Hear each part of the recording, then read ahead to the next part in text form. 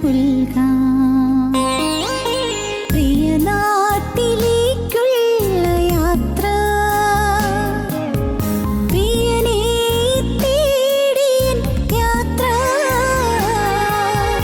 ഒരു നാളും പിരിയാതെ കൊതി തീരുവോളം ഒന്നായി വാഴുവാൻ ആശ, ഒന്നായി വാഴുവാൻ ആശ. പ്രിയനാട്ടിലേക്കുള്ള യാത്ര.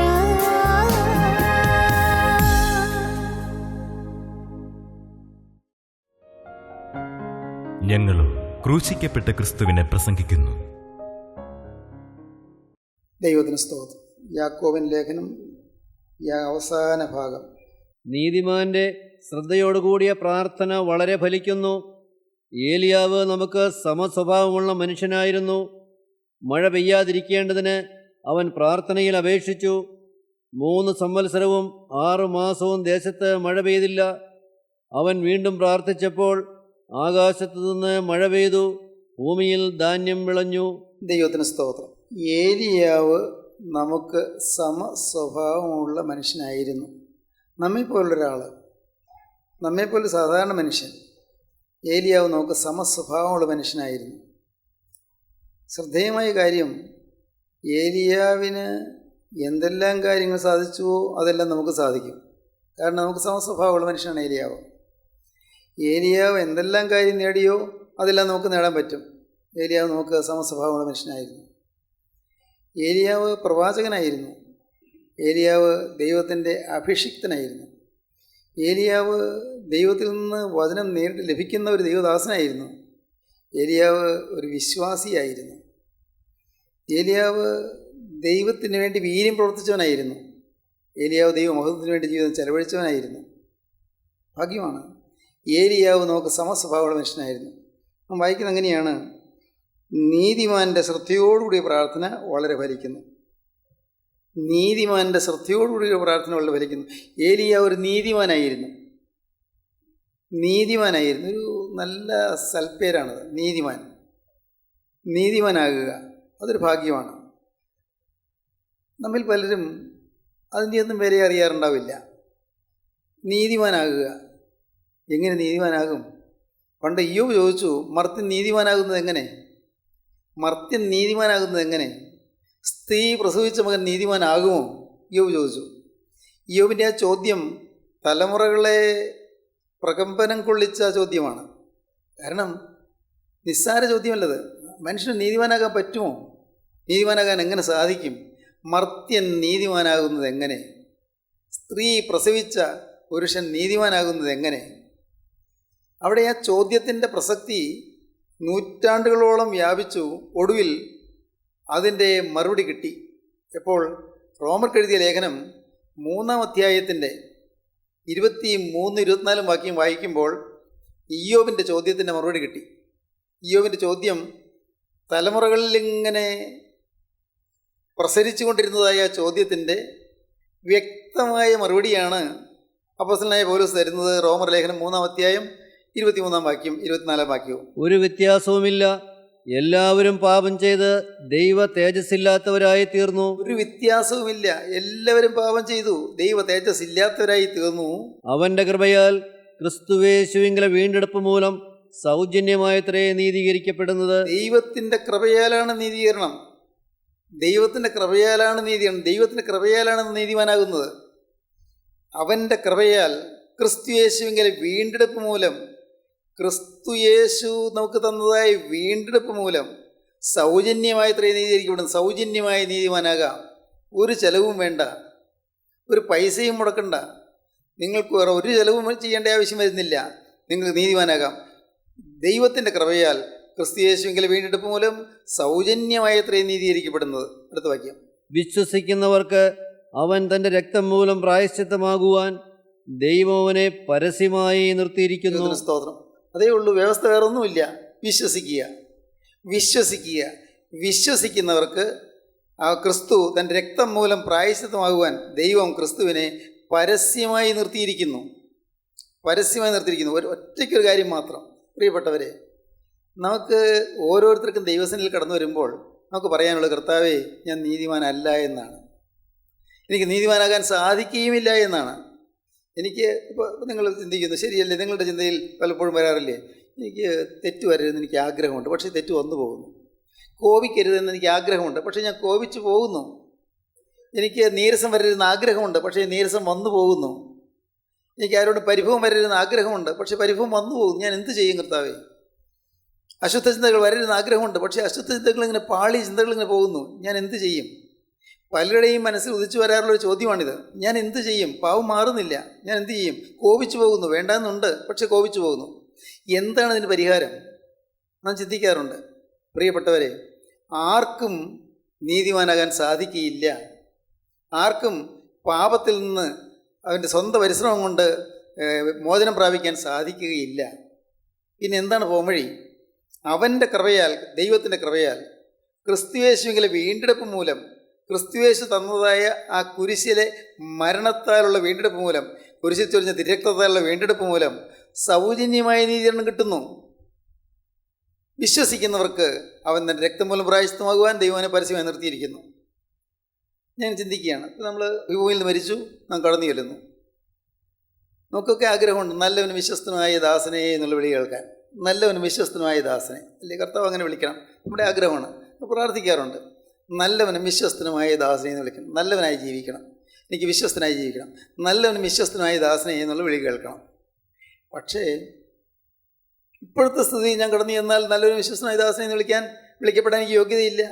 ഇപ്പോഴത്തെ സ്ഥിതിയിൽ, ഇന്നത്തെ എൻ്റെ ആത്മീയ നിലവാരത്തിൽ ഞാൻ കടന്നു ചെന്നാൽ നല്ലവനും വിശ്വസ്തനായ ദാസനെ എന്ന് വിളിക്കപ്പെടുവാൻ എനിക്ക് യോഗ്യതയില്ല. നല്ലവനും വിശ്വസ്തനായ ദാസനെ എന്നുള്ള വിളി കേൾക്കണമെന്ന് എനിക്ക് ആഗ്രഹമുണ്ട് താനും. അതുകൊണ്ട് ഞാൻ എന്താണ് ചെയ്യുന്നത്? നാം ഓരോരുത്തരും എന്താണ് ചെയ്യേണ്ടത്? കർത്താവിൻ്റെ കൃപയെ വിശ്വസിക്കുക, സൗജന്യമായ നീതീകരണത്തെ വിശ്വസിക്കുക, സൗജന്യമായി ദൈവം നീതിമാനാക്കുന്നെന്ന് വിശ്വസിക്കുക, ക്രിസ്തുവിൻ രക്തത്താൽ നീതിമാനാകാൻ പറ്റുമെന്ന് വിശ്വസിക്കുക. ആ തിരക്തത്തിൽ ആശ്രയിച്ച് ആ തിരക്തത്തിൻ്റെ മുദ്ര അണിഞ്ഞുകൊണ്ട് മാത്രമേ അവിടെ ചെല്ലാൻ പറ്റുകയുള്ളൂ. ആർക്കും അല്ലെങ്കിൽ ദൈവരാജ്യത്തിൽ ചെല്ലാൻ പറ്റുകയില്ല. യേശുക്രിസ്തുവിൻ്റെ ആ തിരക്തം പുരണ്ടതായ തിരുവസ്ത്രത്തിൻ്റെ പൊന്നു തൊങ്ങലിൽ തൊട്ടുകൊണ്ടല്ലാതെ നമുക്ക് ആർക്കും ദൈവരാജ്യത്തിൽ ചെല്ലാൻ ഒക്കുകയില്ല. ദൈവത്തിന് സ്തോത്രം.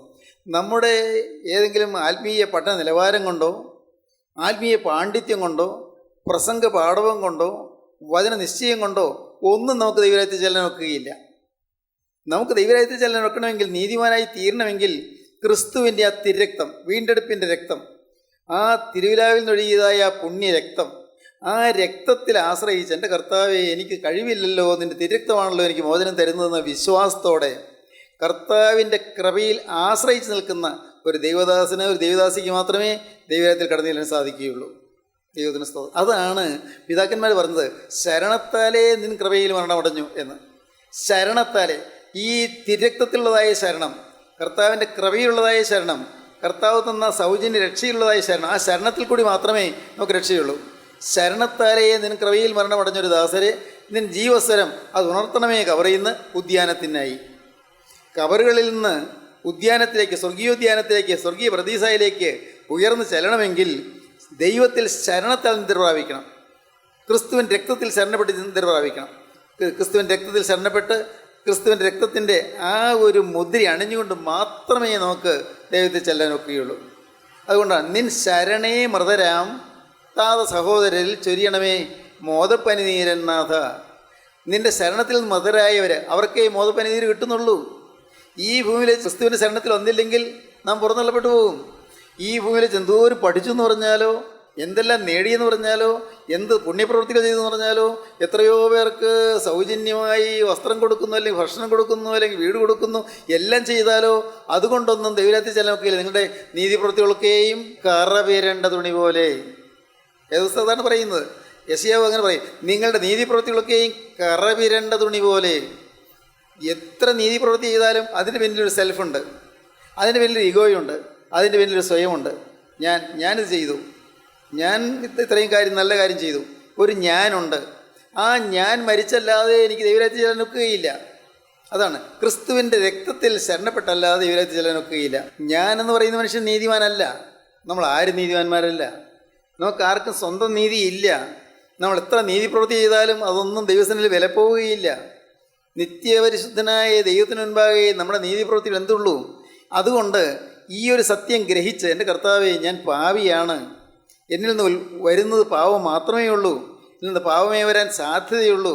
കർത്താവേ, പൈശാചികമായ പ്രകൃതി എൻ്റെ ഉള്ളത്തിൽ ഞാൻ അറിയാതെ തന്നെ അടിഞ്ഞുകൂടിയിട്ടുണ്ട്. എൻ്റെ രക്തത്തിൽ പാപപ്രകൃതിയുണ്ട്, പാപത്തിൻ്റെ സ്വഭാവമുണ്ട്, സിൻഫുൾ നേച്ചറുണ്ട്. കർത്താവേ, എന്നെ ഈ പാപത്തിൻ്റെ പ്രകൃതിയിൽ നിന്ന് വിടുവിക്കുവാനാണല്ലോ നീ കുരിശിൽ കുറ്റമില്ലാത്ത രക്തം ചിന്തിയത്. ഞാൻ വിശ്വസിക്കുന്നു കർത്താവേ. വിശ്വസിക്കുന്നവർക്ക് അവൻ തൻ്റെ രക്തം മൂലം പ്രായശ്ചിത്തമാകുവാൻ ദൈവം അവനെ പരസ്യമായി നിർത്തിയിരിക്കുന്നു. കർത്താവേ, ഞാൻ വിശ്വസിക്കുന്നു. കർത്താവേ, എനിക്ക് സ്വയമേവ നീതിമാനാകാൻ ഒക്കുകയില്ല. ഞാൻ നിൻ്റെ രക്തത്താൽ വലയം ചെയ്യപ്പെട്ട്, നിൻ്റെ രക്തത്താൽ ആവരണം ചെയ്യപ്പെട്ട് ഞാൻ കടന്നു വരുമ്പോൾ അപ്പോൾ നീ എന്നെ വിളിക്കും, നല്ലവനും വിശ്വസ്തനുമായ ദാസനെ എന്ന്. എനിക്കല്ലാതെ ആ വിളി കേൾക്കാനുള്ള യോഗ്യതയില്ല. ദൈവത്തിന് സ്തോത്രം. നാം എല്ലാവരും അയോഗ്യരാണ്, നാം എല്ലാം അശുദ്ധരാണ്, നാം എല്ലാം ലോകമയത്വമുള്ളവരാണ്. പാപത്തിൻ്റെ പ്രവൃത്തി ഇല്ലാത്തപ്പോഴും ലോകമയത്വം നമ്മിലുണ്ട്. ലോകമയത്വം, വേൾഡ്നെസ് എന്ന് പറയും. ലോകമയത്വം, ഈ ലോകത്തിൻ്റെ പ്രകൃതിയാണ് നമുക്കുള്ളത്. ഒരു ഉദാഹരണം പറയാം, മനസ്സിലാക്കാൻ വേണ്ടി പറയാം. നിങ്ങളുടെ മകൻ അല്ലെങ്കിൽ മകള് പരീക്ഷ എഴുതി, +2 പരീക്ഷ എഴുതി, റിസൾട്ട് വന്നപ്പോൾ ഏതോ ഒരു സബ്ജക്റ്റ് തോറ്റുപോയി. നിങ്ങൾക്ക് എന്തൊരു വേദനയായിരിക്കും, എന്തൊരു പ്രയാസമായിരിക്കും. സഹിക്കുമോ? അല്ല, തോറ്റില്ല, ഒരു A+ കിട്ടിയില്ല.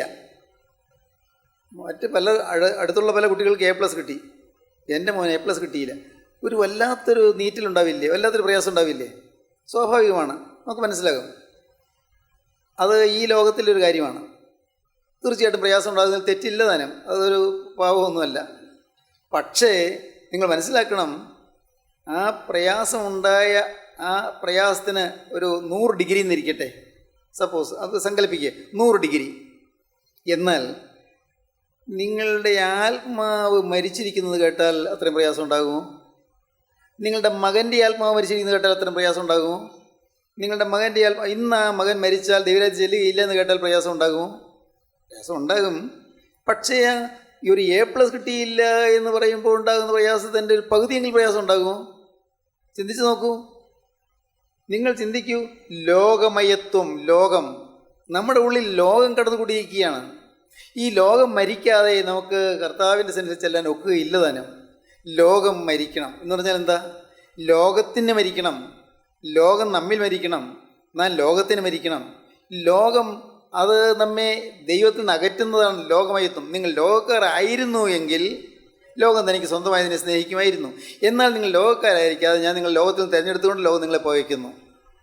പിന്നെ ശേഷം 15-ാം അധ്യായം, നിങ്ങൾ ലോകക്കാരായിരുന്നു എങ്കിൽ ലോകം തനിക്ക് സ്വന്തമായതിനെ സ്നേഹിക്കുമായിരുന്നു. എന്നാൽ ഞാൻ നിങ്ങളെ ലോകത്തിൽ തിരഞ്ഞെടുത്തത് കൊണ്ട് ലോകം നിങ്ങളെ പോയിക്കുന്നു. നാം ലോകക്കാരല്ല. ലോകത്തിൻ്റെ മാന്യത നമുക്കൊരു വിഷയമാകാൻ പാടില്ല. ലോകത്തിൻ്റെ ബഹുമതി നമുക്കൊരു വിഷയമാകാൻ പാടില്ല. ലോകത്തിൻ്റെ അംഗീകാരം നമുക്കൊരു വിഷയമാകാൻ പാടില്ല.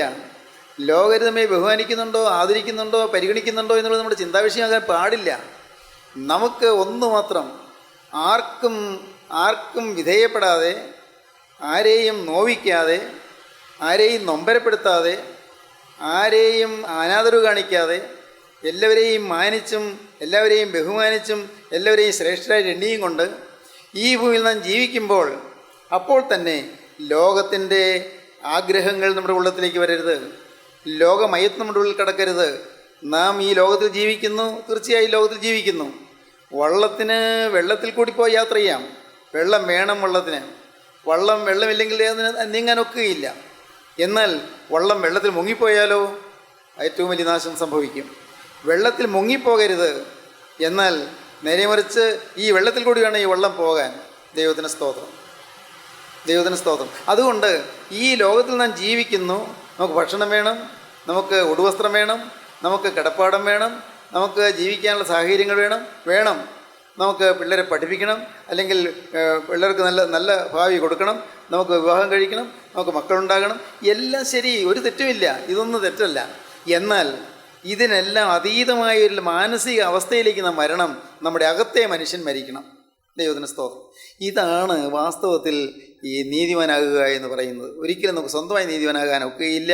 കർത്താവായ യേശുക്രിസ്തുവിൻ്റെ ക്രൂശ് മരണം മൂലം നേടിത്തന്ന രക്ഷയും കർത്താവിൻ്റെ തിരുരക്തം മൂലം നമുക്ക് കിട്ടിയതായ വീണ്ടെടുപ്പും നാം അനുഭവിക്കുന്നു വിശ്വാസത്താൽ. വിശ്വാസത്താൽ മാത്രം വിശ്വസിക്കുന്നവർക്ക് അവൻ തൻ്റെ രക്തം മൂലം പ്രായശ്ചിത്തമാകുവാൻ ദൈവം അവനെ പരസ്യമായി നിർത്തിയിരിക്കുന്നു. 5-ാം അധ്യായം 1-ാം വാക്യം വായിക്കുമ്പോൾ, റോമർ ലേഖനം 5:1 വായിക്കുമ്പോൾ, വിശ്വാസത്താൽ നീതീകരിക്കപ്പെട്ടിട്ട് നമ്മുടെ കർത്താവായ യേശുക്രിസ്തു മൂലം നമുക്ക് ദൈവത്തോട് സമാധാനമുണ്ട്. എന്ന് വായിച്ച്, വിശ്വാസത്താൽ നീതീകരിക്കപ്പെട്ടിട്ട് നമ്മുടെ കർത്താവായ യേശുക്രിസ്തു മൂലം നമുക്ക് ദൈവത്തോട് സമാധാനമുണ്ട്. വിശ്വാസത്താൽ നീതീകരിക്കപ്പെട്ടിട്ട് നമ്മുടെ കർത്താവായ യേശുക്രിസ്തു മൂലം നമുക്ക് ദൈവത്തോട് സമാധാനമുണ്ട്. ഈ യേശുക്രിസ്തു എന്ന ഏകമധ്യസ്ഥനല്ലാതെ നമുക്ക് ദൈവസന്നിധിയിലേക്ക് കടന്നു ചെല്ലാൻ സാധിക്കുകയില്ല. ആ യേശുക്രിസ്തുവിൻ്റെ തിരുരക്തം മൂലം നമുക്ക് ദൈവത്തോട് സമാധാനമുണ്ട്. നീതിമാൻ്റെ ശ്രദ്ധയോടുകൂടിയ പ്രാർത്ഥനകളുടെ ഫലിക്കും. നീതിമാനായി നാം നിൽക്കണം എന്ന് പറഞ്ഞാൽ തിരുരക്തത്താൽ ആവരണം ചെയ്യപ്പെട്ട് ഞാൻ നിൽക്കണം, തിരുരക്തത്താൽ മുദ്രയണിക്കപ്പെട്ട് ഞാൻ നിൽക്കണം. നിങ്ങൾ ചിന്തിക്കണം, ഈ തിരുരക്തത്തിൻ്റെ മുദ്ര എന്നിൽ പതിയാൻ എനിക്ക് യോഗ്യതയുണ്ടോ? ക്രിസ്തുവിൻ്റെ തിരുശരീരത്തിൽ കൂടി ഒഴുകിയ തിരുരക്തം എൻ്റെ നാവിൽ തൊടാൻ എനിക്ക് യോഗ്യതയുണ്ടോ? ചിന്തിക്കണം. ഇന്ന് ആളുകൾ വിശുദ്ധ കുർബാനയ്ക്ക് ചെല്ലുമ്പോൾ ഇങ്ങനെ ആ സമയത്ത് കുർബാന കൊള്ളാനായിട്ട് ഇങ്ങനെ ക്യൂ നിൽക്കുന്നു.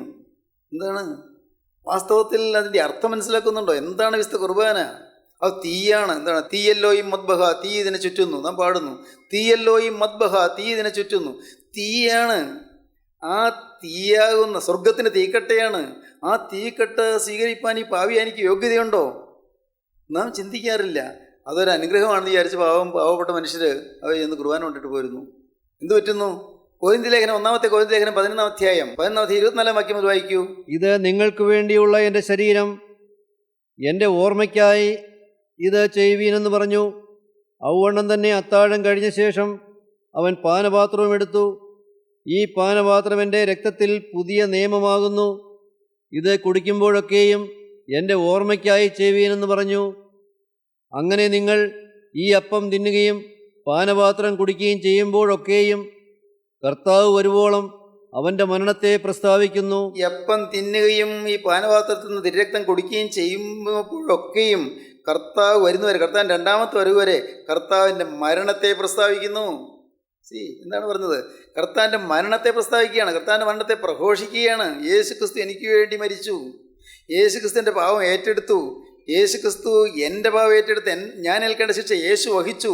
ഇത് വിശ്വസിക്കുന്നു. അത് ആ മരണത്തെ ഞാൻ പ്രസ്താവിക്കുന്നു. കുറ്റവും ചെയ്യാത്തവനായ ക്രിസ്തു പാവിയായി എനിക്ക് വേണ്ടി ക്രൂശിൽ മരിച്ചു. ഈ മരണത്തെ ഞാൻ പ്രസ്താവിക്കുന്നു, മരണത്തെ ഞാൻ പ്രഘോഷിക്കുന്നു. ആ തിരുരക്തം സ്വീകരിക്കുകയും തിരുശരീരം ഭക്ഷിക്കുകയും ചെയ്യുമ്പോൾ പിന്നെ അതുകൊണ്ട് അയോഗ്യമായി അപ്പം തിന്നുകയോ കർത്താവിൻ്റെ പാനപാത്രം കുടിക്കുകയോ ചെയ്യുന്നവനെല്ലാം കർത്താവിൻ്റെ ശരീരവും രക്തവും സംബന്ധിച്ച് കുറ്റക്കാരനാകും. അത്ര ഗൗരവമേറിയ കാര്യമാണ്. ഈ അപ്പം തിന്നുകയോ ഈ രക്തം കുടിക്കുകയോ ചെയ്യുന്നവനെല്ലാം അയോഗ്യമായിട്ടാണ് ചെയ്യുന്നതെങ്കിൽ, അയോഗ്യമായി ഈ അപ്പം തിന്നുകയോ ഈ പാനപാത്രം കുടിക്കുകയോ ചെയ്യുമ്പോഴൊക്കെയും കർത്താവിൻ്റെ ശരീരവും രക്തവും സംബന്ധിച്ച് കുറ്റക്കാരനായി തീരും. അയോഗ്യമായി ചെയ്യരുത്. ഒരു പാവം കൂടി വരുത്തി വയ്ക്കുകയാണ്. നിസ്സാര പാവമല്ല. അയോഗ്യമായി അപ്പം തിന്നരുത്. തോന്നിയതുപോലൊന്നും വന്ന് ഭക്ഷിക്കേണ്ടതല്ലത്. അത് നമ്മുടെ ജീവിതത്തിൽ വന്നുപോയ പാപങ്ങളെല്ലാം ഏറ്റുപറഞ്ഞ് അനുതപിച്ച് കണ്ണീരോടെ അപേക്ഷിച്ച് കർത്താവെ ക്ഷമിക്കണമേ എന്ന് പറഞ്ഞ് അപേക്ഷിച്ച് സ്വന്തമായിട്ടുള്ളതായ അനുതാപ ഹൃദയത്തോടെ തകർന്ന് നുറുങ്ങിയതായ മനസ്സോടെ ദൈവസന്നിധിയിൽ ചെന്നിരുന്ന് കരഞ്ഞ് പാപങ്ങൾ ഏറ്റുപറഞ്ഞ് മേലിൽ വരികയില്ല കർത്താവെ എന്ന് കർത്താവിന് ഉറപ്പ് കൊടുത്തിട്ട് കർത്താവിൻ്റെ പ്രതിനിധിയായിരിക്കുന്നതായ വട്ടക്കാരൻ്റെ മുമ്പിൽ പാപങ്ങൾ ഏറ്റുപറഞ്ഞ് കുമ്പസാരം നടത്തിയിട്ട് വേണം വാസ്തവത്തിൽ വിശുദ്ധ കുർബാന അനുഭവിക്കാൻ. ഇതുപോലെ നമ്മുടെ ആളുകൾക്കറിയാമോ? ആരും ചിന്തിക്കാറുണ്ടോ? ചിന്തിക്കാറില്ല. പ്രിയപ്പെട്ടവരെ, ഞാൻ ചിന്തിക്കുകയാണ്, ഇതെല്ലാം നമ്മുടെ പള്ളികളിലൊന്ന് പ്രസംഗിച്ചിരുന്നെങ്കിൽ, നമ്മുടെ പള്ളികളിൽ ഇതെല്ലാം ഒന്ന് പറഞ്ഞിരുന്നെങ്കിൽ, നമ്മുടെ പള്ളികളിൽ ഇതൊക്കെ ഒന്ന് ജനത്തെ മനസ്സിലാക്കി കൊടുത്തിരുന്നെങ്കിൽ, പാവപ്പെട്ട ജനം, എട്ടും പൊട്ടും തിരിയാത്ത സാധുക്കൾ, സ്വർഗമുണ്ടോ നരകമുണ്ടോ, എന്താണ് വിശുദ്ധ കുർബാന, അവർ ചടങ്ങ് പോലെ വരുന്നു. ചടങ്ങ് സോഷ്യൽ ഗ്യാതറിങ്, ഒരുമിച്ച് കൂടാനുള്ള അവസരം, ഒരു ചടങ്ങ്, ഒരു പതിവ് അല്ല പ്രിയരെ, അല്ല. ഇതെല്ലാം വളരെ ഗഹനമായ ആശയങ്ങളുള്ള, വളരെ ഗൗരവമേറിയ ആശയങ്ങളുള്ള ചില അനുഭവ സമ്പത്താണ് ഇതെല്ലാം. ദൈവത്തിന് സ്തോത്രം. അയോഗ്യമായി അപ്പം തിന്നുകയോ പാനപാത്രം കുടിക്കുകയോ ചെയ്യുന്നവനെല്ലാം കർത്താവിൻ്റെ ശരീരവും രക്തവും സംബന്ധിച്ച് കുറ്റക്കാരനാകും. പിന്നെ മനുഷ്യൻ തന്നെത്താൻ ശോധന ചെയ്തിട്ട് വേണം ഈ അപ്പം തിന്നുകയും പാനപാത്രത്തിൽ നിന്ന് കുടിക്കുകയും ചെയ്യുവാൻ. മനുഷ്യൻ തന്നെത്താൻ ശോധന ചെയ്തിട്ട് വേണം ഈ അപ്പം തിന്നുകയും പാനപാത്രത്തിൽ നിന്ന് കുടിക്കുകയും ചെയ്യുവാൻ. തിന്നുകയും കുടിക്കുകയും ചെയ്യുന്നവൻ തിന്നുകയും കുടിക്കുകയും ചെയ്യുന്നവൻ ശരീരത്തെ വിവേചിക്കാഞ്ഞാൽ ശരീരത്തെ വിവേചിക്കാഞ്ഞാൽ ഈ ശരീരത്തിലെ ഓരോ അവയവങ്ങളിലും പാവമുണ്ടോ ആ ശരീരത്തെ വിവേചിച്ചറിയണം. എൻ്റെ ശരീരം എങ്ങനെയുള്ളത്, ഈ ശരീരത്തിൽ എവിടെയെല്ലാം ഇവിടെ പാവം വന്നുപോയത് ഏറ്റുപറഞ്ഞ് ഉപേക്ഷിക്കണം, അനുഭവിക്കണം. ശരീരത്തെ വിവേചിക്കാഞ്ഞാൽ തനിക്ക് ശിക്ഷാവിധി തിന്നുകയും കുടിക്കുകയും ചെയ്യുന്നു. അങ്ങനെ ശരിയായ അനുതാപമില്ലാതെയാണ് ചെയ്യുന്നതെങ്കിലോ ശിക്ഷാവിധിയാണ് തിന്നുകയും കുടിക്കുകയും ചെയ്യുന്നത്. വിലപ്പെട്ടതായ സ്വർഗീയ ഭോജനം, സ്വർഗീയ മന്ന ഭുജിക്കുന്നു, പക്ഷേ അത് തനിക്ക് തന്നെ ശിക്ഷാവിധി തിന്നുകയും കുടിക്കുകയും ചെയ്യുന്നു. പിന്നെ ഇത് ഹേതുവായി നിങ്ങളിൽ പലരും ബലഹീനരും രോഗികളുമാകുന്നു. ഇങ്ങനെ അയോഗ്യമായി അപ്പം തിന്നുകയും പാനപാത്രം കുടിക്കുകയും ചെയ്യുന്ന പലരും അയോഗ്യമായി ചെയ്തതുകൊണ്ട് ബലഹീനരാകുന്നു, രോഗികളായി തീരുന്നു. അനേകരും നിദ്ര കൊള്ളുന്നു. അനേകർ ചിലർ മരിച്ചു പോകേണ്ടി വരുന്നു, നിദ്ര കൊള്ളുന്നു, മരിച്ചു പോകേണ്ടി വരുന്നു. എത്ര ഗൗരവമാണ് പ്രിയപ്പെട്ടവരെ. അപ്പോൾ നീതിമാനാകുക എന്ന് പറയുന്നത് എനിക്ക് സ്വയമേ നീതിമാനാകാൻ ഒക്കുകയില്ല. പക്ഷേ ഞാൻ എൻ്റെ പാപങ്ങൾ ഞാൻ തന്നെ തിരിച്ചറിയണം. ഞാൻ എവിടെ നിൽക്കുന്നു, എൻ്റെ സ്വഭാവം എന്താണ്, എൻ്റെ പ്രകൃതി എന്താണ്, ഞാൻ എങ്ങനെയെല്ലാമാണ് ഇക്കാലം അത്രയും ജീവിച്ചത്, ഇത് തിരിച്ചറിഞ്ഞിട്ട് ദൈവസന്നിധിയിൽ തന്നെത്താനിരുന്ന് പാവങ്ങൾ ഓരോന്നോരോന്നായി കണ്ടുപിടിക്കുന്നു. ഓരോന്നോരോന്നായി പാവങ്ങൾ ഓരോന്ന് കണ്ടുപിടിച്ച് പാവത്തെ ഓർത്ത് അനുഭവിക്കുന്നു. ഇനിമേൽ വരികയില്ലെന്ന് കർത്താവിനോട് വാക്ക് പറയുന്നു. ഇനിമേൽ വരികയില്ല. കർത്താവെ, വന്ന് എനിക്ക് ക്ഷമിച്ചു തരണം. നിൻ്റെ തിരക്തത്താൽ എന്നെ കഴുകണം. നിൻ്റെ തിരുവിലാവിൽ നിന്നൊഴിയ തിരക്തത്താൽ, ആ പുണ്യരക്തത്താൽ എന്നെ കഴുകണം. ഞാൻ വിശ്വസിക്കുന്നു കർത്താവെ, എനിക്ക് സ്വയമേവ പാപക്ഷമ കിട്ടാൻ സാധിക്കുകയില്ല, സ്വയമേവ പാപമോചനം പ്രാപിക്കാൻ സാധിക്കുകയില്ല, സ്വയമേവ പാപത്തിന് ജയം കിട്ടാൻ സാധിക്കുകയില്ല. നിൻ്റെ രക്തത്താൽ സാധിക്കുമെന്ന് ഞാൻ വിശ്വസിക്കുന്നു. ഇപ്പോൾ കർത്താവെ, നിൻ്റെ തിരക്തത്താൽ എന്നെ ആവരണം ചെയ്യണമേ. തിരക്തത്താൽ എന്നെ ആവരണം ചെയ്യണം. തിരക്തത്താൽ എന്നെ വലയം ചെയ്യണമേ. തിരക്തത്താൽ എനിക്കൊരു മുദ്ര തരണമേ. സ്തോത്രം. ഇങ്ങനെ പ്രാർത്ഥിച്ച് ദൈവത്തിൽ ശരണപ്പെട്ടുകൊണ്ട് മുമ്പോട്ട് പോകുമ്പോഴാണ് ശരണത്താലേ നിൻ കൃപയിൽ മരണമടഞ്ഞൊരു ദാസരെ നിൻ ജീവസ്വരം അത് ഉണർത്തണമേ കവറയുന്ന ഉദ്യാനത്തിനായി പാടാം. ശരണത്താലേ നിൻ കൃപയിൽ മരണമടഞ്ഞൊരു ദാസരെ നിൻ ജീവസ്വരമതുണർത്തണമേ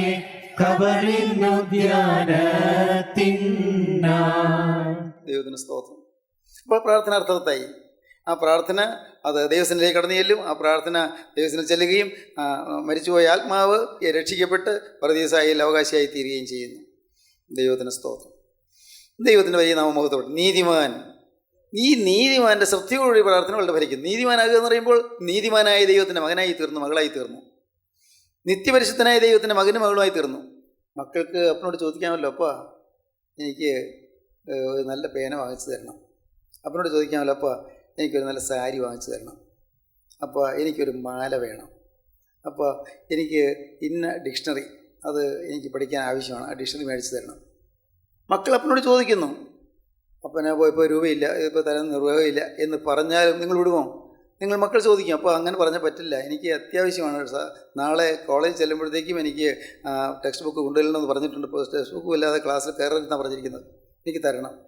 നിർബന്ധിക്കുന്നു, ചോദിക്കുന്നു, നിർബന്ധമായി ചോദിക്കുന്നു. ഇതുകൊണ്ട് മോനായതുകൊണ്ട്. ഇന്നത്തെ നമ്മുടെ പ്രാർത്ഥന മോനായിക്കൊണ്ടും മോളായിക്കൊണ്ടും അല്ല, ഇങ്ങനെ അന്ധൻ മാവിലേക്ക് എറിയുന്ന പോലെ. അവിടെ മാവുണ്ടോ, മാങ്ങ ചെന്ന് കൊള്ളുണ്ടോ ഒന്നും അറിയാൻ പാടില്ല, എറിയുക എന്നതുപോലത്തെ പ്രാർത്ഥനയാണ്. നേരെ മറിച്ച് അവിടെ ഇന്ന ലക്ഷ്യത്തിലേക്ക്, ഇന്ന കാര്യത്തിലേക്ക് നാം ലാക്കാക്കിക്കൊണ്ട് നാം പ്രാർത്ഥിക്കുന്നു. ഓരോ കാര്യവും നാം പ്രാർത്ഥിക്കുന്നു, ഹൃദയത്തിൽ നിന്ന് പ്രാർത്ഥിക്കുന്നു. ചുണ്ടുകൊണ്ടല്ല പ്രാർത്ഥന, ചുണ്ടുകൊണ്ടല്ല പ്രാർത്ഥന, ഹൃദയത്തിൽ നിന്നാണ് പ്രാർത്ഥന. ഹൃദയത്തിൽ നിന്ന് പ്രാർത്ഥന ഉരുവിട്ട് വരണം. ദൈവത്തിന് സ്തോത്രം. ഇന്നെല്ലാം ചുണ്ടുകൊണ്ടല്ലേ, അല്ലേ പലതും, എല്ലാം ഞാൻ പറയുന്നില്ല, പലതും അല്ലേ, അങ്ങനെയല്ലേ പ്രിയപ്പെട്ടവർ? ചുണ്ടു ചലിച്ചുള്ള പ്രാർത്ഥനയല്ല വേണ്ടത്. ആത്മാവിൽ ഹൃദയത്തിൻ്റെ ആഴത്തിൽ നിന്ന് ദൈവത്തിലേക്ക് പ്രാർത്ഥന ഉയരണം. ദൈവത്തിന് സ്തോത്രം. അങ്ങനെ നാം പ്രാർത്ഥിക്കുമ്പോഴാണ് ദൈവത്തിൽ നിന്ന് അനുഗ്രഹം ലഭിക്കുന്നത്. നീതിമാൻ്റെ ശ്രദ്ധയോടുകൂടിയ പ്രാർത്ഥന വളരെ ഫലിക്കുന്നു. നീതിമാൻ്റെ ശ്രദ്ധയോടുകൂടിയ പ്രാർത്ഥന വളരെ ഫലിക്കുന്നു. സ്തോത്രം. നമുക്കൊന്ന് ഒരുങ്ങാൻ പ്രിയപ്പെട്ടവരെ, നീതിമാനാകാൻ. മറ്റൊന്നും വേണ്ട, ഒരു ചെലവും ചെയ്യേണ്ട. നീതിമാനായി എനിക്ക് ജീവിക്കണം, എനിക്ക് യേശുക്രിസ്തുവിൻ്റെ വിശുദ്ധനായി ജീവിക്കണം. സ്തോത്രം. ഇനി കർത്താവ്, എനിക്ക് വേറെ ഒന്നും വേണ്ട, യേശുക്രിസ്തുവിൻ്റെ വിശുദ്ധനായി ജീവിച്ചാൽ മതി, കറ തീർന്നൊരു ജീവിതം നയിച്ചാൽ മതി. ദൈവത്തിന് സ്തോത്രം. കറ പറ്റാത്തൊരു ജീവിതം, ചെളി പറ്റാത്തൊരു ജീവിതം എനിക്ക് ജീവിച്ചാൽ മതി. കർത്താവെ, വന്ന ചെളിയല്ല നീ എനിക്ക് കഴിയത്തരാൻ ഞാൻ എന്ത് ചെയ്യും? കർത്താവെ, എൻ്റെ കറകൾ നീ മായ്ച്ചു തരണമേ. നിൻ്റെ പരിശുദ്ധ രക്തത്താൽ എൻ്റെ കറകളെല്ലാം മൂടിത്തരണമേ. കർത്താവേ, എന്നെ നിൻ്റെ മകനും നിൻ്റെ മകളും നിൻ്റെ അവകാശിയുമാക്കി തീർക്കണം. പ്രാർത്ഥിക്കൂ പ്രിയപ്പെട്ടവരെ, നിങ്ങൾക്കിത് പ്രാർത്ഥിക്കാം. ഇപ്പോൾ കേട്ടുകൊണ്ടിരിക്കുമ്പോൾ തന്നെ നിങ്ങളുടെ ഹൃദയം പകരാം. കർത്താവേ, എന്നെ നീതിമാനാക്കണമേ, എന്നെ വിശുദ്ധീകരിക്കണമേ.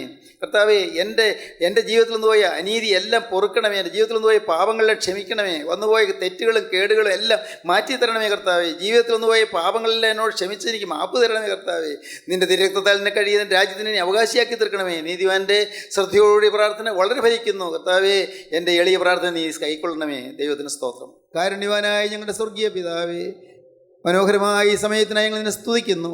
തിരുസാന്നിധ്യം ഞങ്ങൾക്ക് തന്നതിനായി ഞങ്ങൾ നിന്നെ സ്തുതിക്കുന്നു. അപ്പോൾ ഞങ്ങൾ അർഹിക്കാത്ത അനുഗ്രഹങ്ങൾ, അർഹിക്കാത്ത സൗഭാഗ്യങ്ങൾ നിങ്ങൾ തരുന്നതിനായി ഞങ്ങൾ നിന്നെ സ്തുതിക്കുന്നു. ഈ വചനം കേട്ട എല്ലാവരെയും അനുഗ്രഹിക്കണമേ. നാനാദേശങ്ങളിലിരുന്ന് ഈ വചനം കേൾക്കുന്ന എല്ലാവരെയും നീ വാഴ്ത്തണമേ. എൻ്റെ കരുണയുള്ള കർത്താവേ, എല്ലാവരുടെ മേലും തൃക്കരം വെക്കണമേ. നന്ദിയോടെ സ്തോത്രം. നന്മകളാൽ ഞങ്ങളെ അലങ്കരിക്കണമേ. അവിടുത്തെ രണ്ടാമത്തെ വേണ്ടി ഞങ്ങളെ ഒരുക്കണമേ. യേശു ക്രിസ്തുവിൻ്റെ ജയകരമായ നാമത്തിൽ തന്നെ. ആമീൻ. ഹല്ലേലൂയ.